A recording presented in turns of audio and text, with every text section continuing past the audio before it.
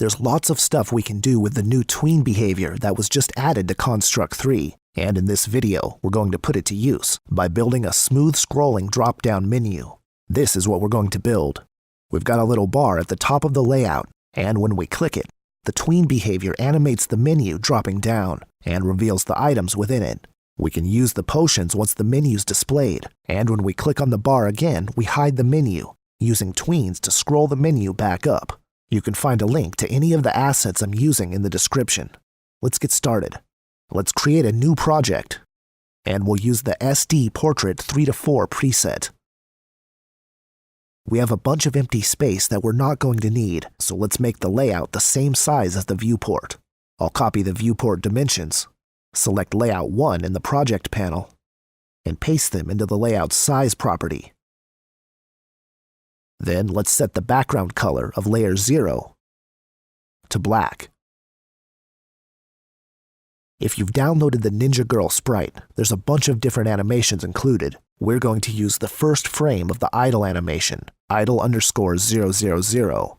Just drag and drop the idle 0 frame into Construct, and a sprite object is automatically created.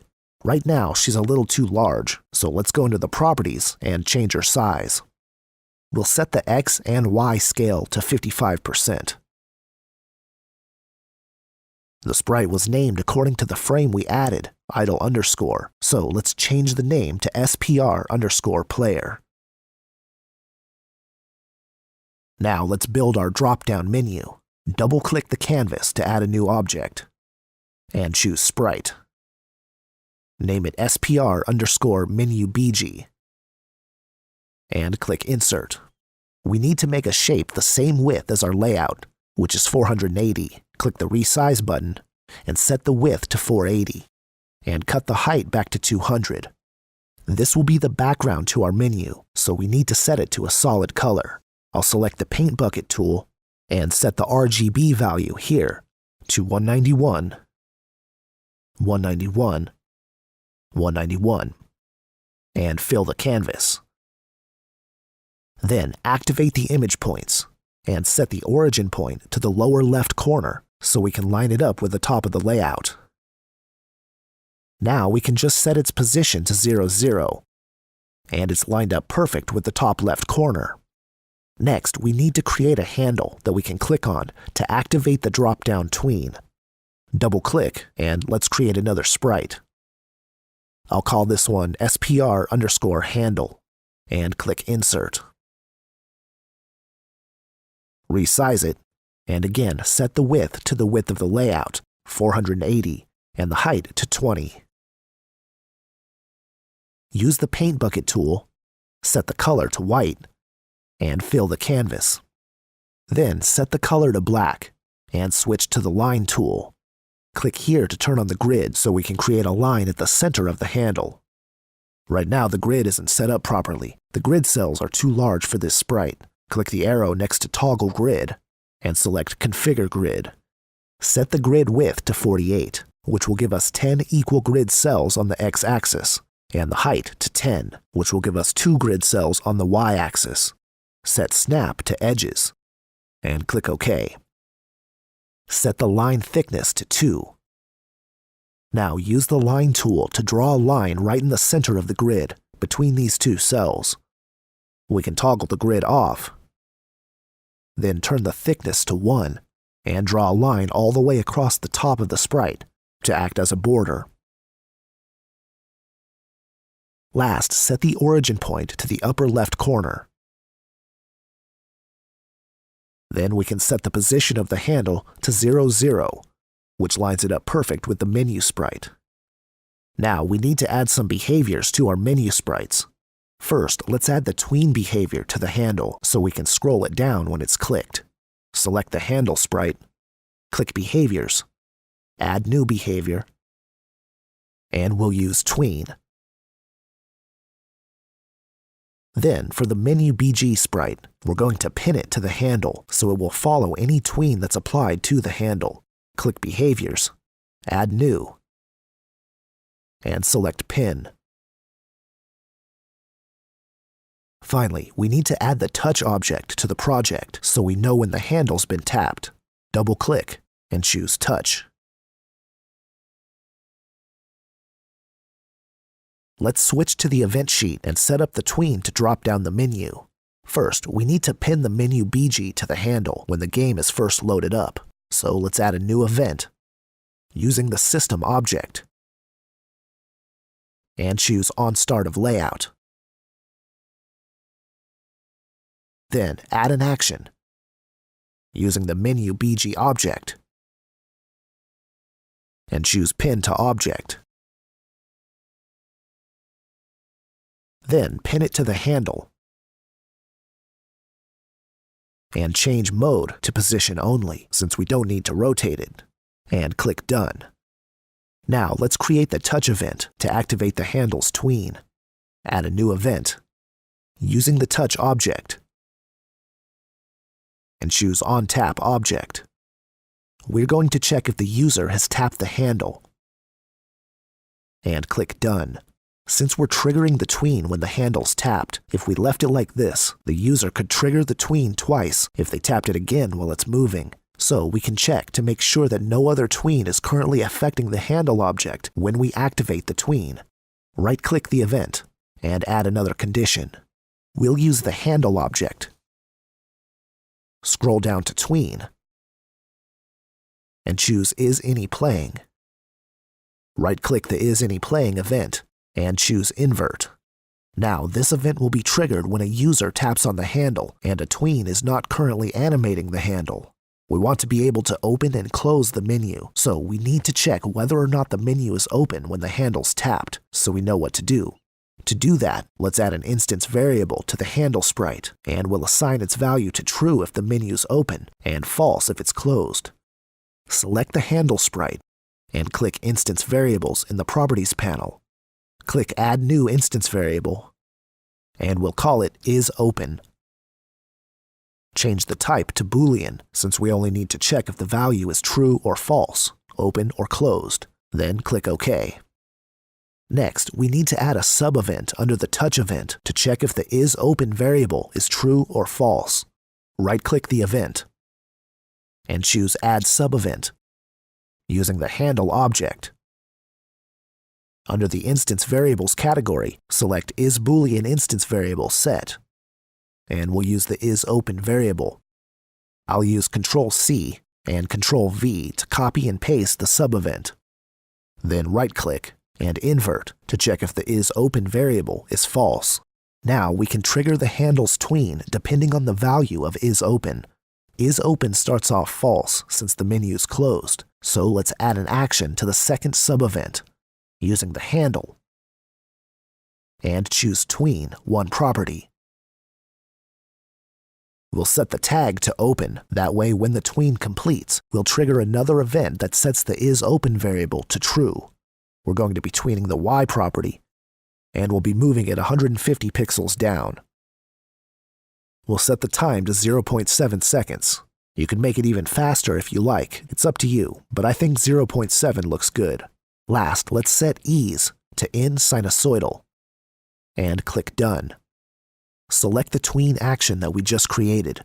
Hold down Ctrl and drag a duplicate up to the isOpen sub-event. Double-click to edit it. Here, we just need to set the tag to close and the end value to 0 so it tweens back to its starting point. If we press F5 to preview the layout now, the menu drops down, but we can't trigger the close tween yet. For that, we need to toggle the isOpen variable. Add a new event using the handle object, and under the tween category, choose On Finished. Let's check for the open tween to finish, and click Done.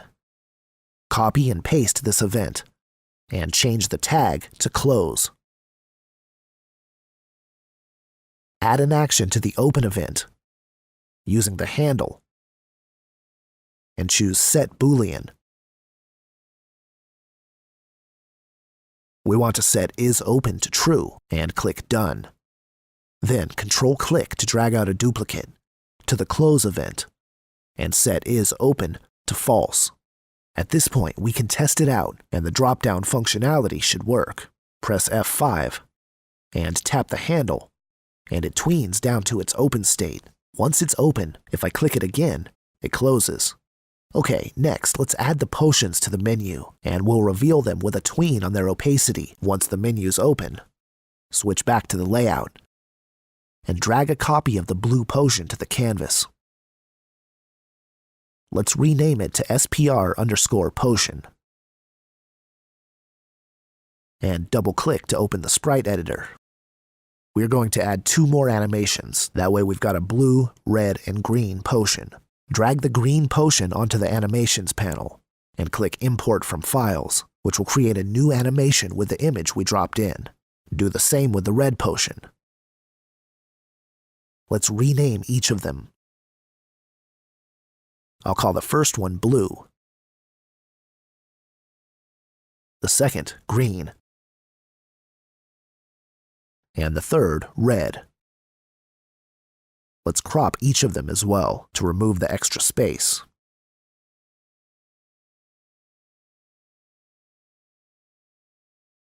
Click on Size in the Properties panel, and let's bring the size of the potion down to 55%. Then drag it up to the menu and place it on the left side. Hold down Ctrl, click and drag to create another instance of the potion, and hold down Shift to keep it aligned with the first potion. Then place it in the center. Drag out another instance and place it on the right. Then I'll get them all lined up evenly. Select the middle potion, and in the Properties panel, change its initial animation to green. Then select the third potion and change its initial animation to red. Next, we need to add some behaviors to the potions. We're going to pin the potions to the handle so they're pulled down with the handle's tween, and we're going to use the tween behavior to fade their opacity in and out. Click Behaviors, Add New, and choose Pin. Then Add New, and choose Tween. Finally, select the potion sprite in the Project panel so all of the instances are selected, and set their opacity to 0. Before we set up the potion's tween, let's add a health variable to the player. Select the player, click Instance Variables, and click Add New Instance Variable. We'll call this Health, and set its initial value to 100. Then let's create a text object to display the player's health. Double-click the layout, select the text object, and name it txt_health, and place it underneath the player. Set the text color to bright green. Horizontally align it to the center, and change the font. We'll use Noto Sans, and click OK. Then set the size to 22, and make the text box a little larger. I'll set the initial text to read 100, the same value as the player's health. Last, let's add a couple more animations for the player to indicate their current health. Double-click the player and rename the first animation to Idle. Then let's drag and drop some more frames in to represent the other states. When she's hurt, I'm going to use the jump_007 frame where it looks like she's taking a knee. Drag and drop it to the Animations panel, import from Files, and rename it to Hurt. It has some extra space, so let's crop it as well. Then we'll use the dead_009 for when she dies. Drag it to the Animations panel. Rename the animation to Dead. And crop out the extra space. Let's set the origin point of each animation to the bottom center so she'll stay lined up when we switch animations. Okay, now the layout is set up. We just need to create the tween for the potions and set up their functionality so they affect the player's health. Let's switch back to the event sheet. First, we need to pin the potions to the handle. Go up to the On Start of Layout event, add a new action, using the potion object, and choose Pin to Object. Then we'll pin it to the handle, and set the mode to position only. Now we need to create the tween to show the potions. We'll do that in the onTweenOpen finished event, so add a new action using the potion object. We'll be using the OneProperty tween and set the tag to show potions so we can refer to it later. Change the property to opacity, the end value to 100, and the time to 0.3 seconds, and the ease to out-quadratic. We can't set the isOpen variable to true during the onOpen finished event because we don't want the player to be able to close the menu until the potions tween has finished. So we're going to need an event that checks when the show potions tween has completed.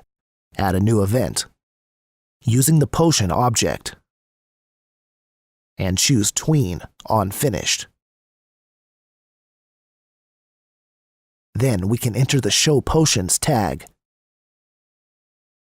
and drag down the set isOpen action to the new event.